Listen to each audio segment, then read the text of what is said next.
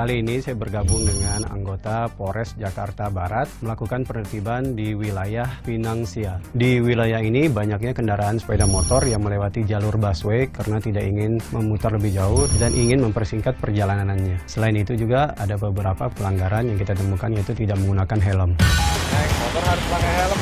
Enggak, itu masih 12, Pak. Bukan masalah umurnya. Iya. Motor itu harus pakai helm. Bagian dari umur. Biasa nggak apa-apa, Pak. Itu ditilang juga pelanggarannya ya. Sidangnya tanggal 29 Pengadilan Negeri Jakarta Barat. Kami juga menemukan sepasang suami istri yang membonceng anaknya duduk di depan tidak menggunakan helm. Selamat pagi Bapak, mohon maaf waktu perjalanan Bapak dari mana mau kemana? Ini dari Asempa. Saya bisa matiin sebentar ya, biar dia. Kenapa Putra nggak dikasih helm Pak? Nggak boleh. Ini anaknya apa anak orang? Anak sendiri, Pak. Sayang nggak? Sayang nggak sama anak? Sayang sekali. Nah, Sayang ya. dikasihkan bikin helm. susah, ya. Kalau terjadi apa-apa ya, 90% Pak, kena trotoar lewat. Sayang ya.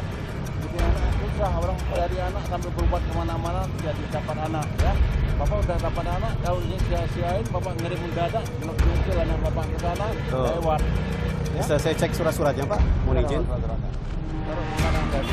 Helm itu sangat penting, tidak hanya digunakan oleh orang dewasa saja, anak-anak juga harus diwajibkan untuk menggunakan helm. Dan sebaiknya si anak itu jangan duduk di depan karena dapat menghalangi pandangan si pengemudi. Saya mohon Pak Dharma, Ibu untuk putranya dikasih helm juga demi keselamatan ya. Jangan hanya Bapak sama Ibu aja yang dipakaikan. Kasihan juga kalau ada apa-apa.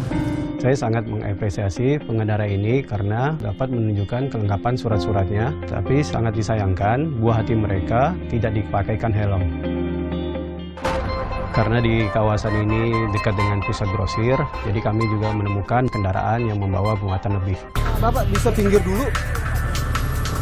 Bapak, bahaya ini Pak. Bapak mau kemana ini bawa ini? Mau pulang, ini Pak Pangeran ya, kata. Itu nggak boleh Pak. Iya Pak, ulang-ulang. Ini mobil apa motor Pak? Motor. Nah, ini kan bukan diperuntukkan untuk barang. Bapak tahu kan motor itu? Yang saya nggak nginget lagi ntar Pak, ulang lagi Pak. Ini kenapa udah sering? Ya, keseringan Bapak ini. Enggak, baru ini berdagang ini doang, biasa saya coba. Kan seharusnya Bapak cari angkot atau cari mobil yang ada pick up ya, pakai pick up aja gitu loh. Lebih aman Bapak sewa itu aja. Daripada harus kayak gini bisa menyebabkan kecelakaan orang lain. Kalau ini jatuh, coba yang di belakang kan kecelakaan gitu loh. Ini surat-suratnya, coba saya lihat surat-suratnya Pak. Kenapa Bapak gemetar gitu?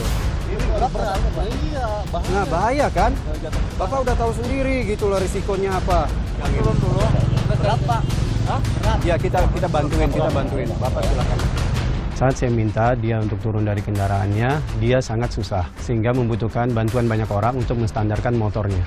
Bayangkan betapa bahayanya ketika dia membawa muatan sebesar itu sendiri di jalan raya. Di standar aja lah bahayanya luar biasa Pak. Iya. Ini udah keseringan aja Bapak kayak bawa kayak gini ya? Bisa 2 hari itu Pak. Udah 2 hari. Iya Pak, tahu Pak.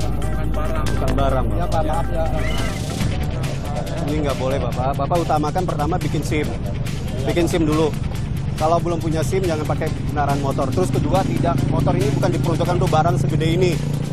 Besok-besok Bapak sewa rental kendaraan, itu mobil aja, pick up untuk bawa kendaraan seperti ini.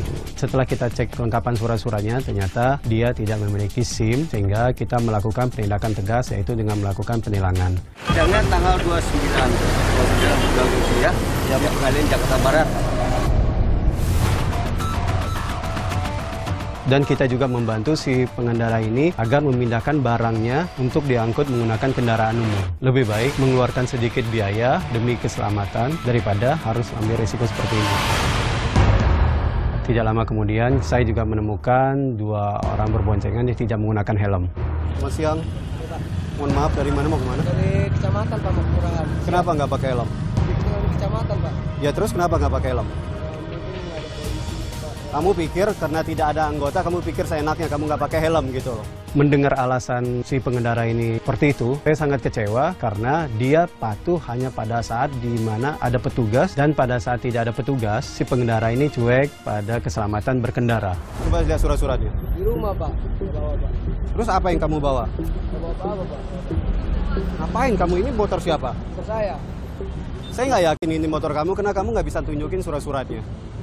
Ada foto surat ada. SIM punya. Nggak ada belum ada. Jadi apa yang kita tahan? Kendaraannya terpaksa kita tahan. Kan saya punya STNK lah, Pak. Udah keseringan kamu nggak pakai helm. Enggak, baru Pak, baru ini Pak. Baru hari ini karena ketahuan. Kita ada ini. Saya pakai helm. Ini pakai helm. Terus kenapa kamu mau dibonceng sama dia nggak pakai helm? Coba kalau jatuh, bahaya kan? Bagi kamu maupun dia gitu loh. Saya juga melihat kurangnya kesadaran dari mereka untuk keselamatan diri sendiri. Kamu sayang sama nyawamu nggak? Sayang Pak. Hah? Sayang Pak. Kamu dua-duanya nggak pakai helm, ya? Jadi kecelakaan mati kamu, ya? Sayang nggak sama nyawamu? Ya? Apalagi pakai simbol ginian, ya? Malu, ya? Harus memberi contoh kepada masyarakat yang terbaik. Ngerti? Oke Pak. 99% orang nggak pakai helm kecelakaan, bentur trotoar, lewat, ya? Anda kan kamu yang jadi polisi, ya? Kamu polisi, saya orang kamu kayak kamu. Saya bawa motor nggak bawa surat-surat, ya? Kamu curiga nggak ini motor curian? Curiga, Pak. Curiga kan? Nah, itu makanya kamu mau hidup enak, itu harus mengandai-andai, ya? Jadi tidak ada pilihan lain lagi selain kami harus menahan kendaraannya. Besok mau jalan, perlengkapan, helm mau dibawa. Surat-suratnya ya? yang pasti. Terus spionmu pasang. Kamu bagaimana bisa ngeliat ke belakang kalau spionnya nggak ada? Motor kita dihantam, jatuh, ya? Besok jangan diulangi kembali loh. Nah, ya. Ya.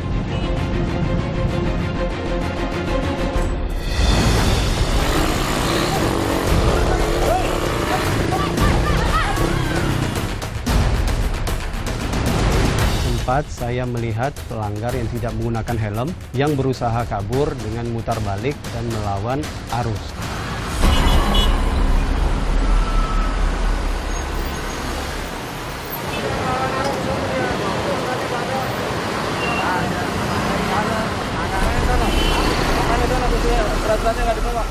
Tidak berapa lama, anggota kami berhasil menangkap si pengendara yang berusaha kabur tadi. Sampai nggak pakai helm, ya, terus melawan arus, tidak bawa surat-surat.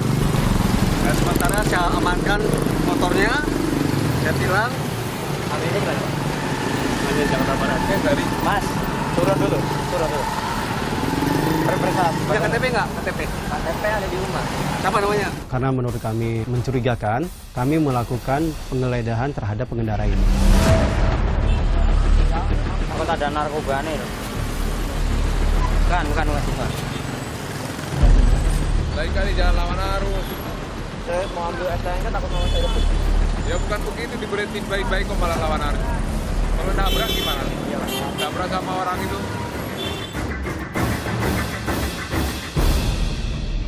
Karena si pengendara ini tidak dapat menunjukkan kelengkapan surat-suratnya, jadi kami melakukan penyitaan terhadap kendaraannya. Tanggal 28 ya? Setiap hari Jumat. Ya. Setiap hari Jumat. Kasih Pak ya? Selama kurang lebih 2 jam kami melakukan penertiban di kawasan ini, kami banyak menemukan pengendara yang melakukan pelanggaran kasat mata. Hal ini menunjukkan bahwa kurangnya tingkat kesadaran pengendara dalam menjaga keselamatan berkendara.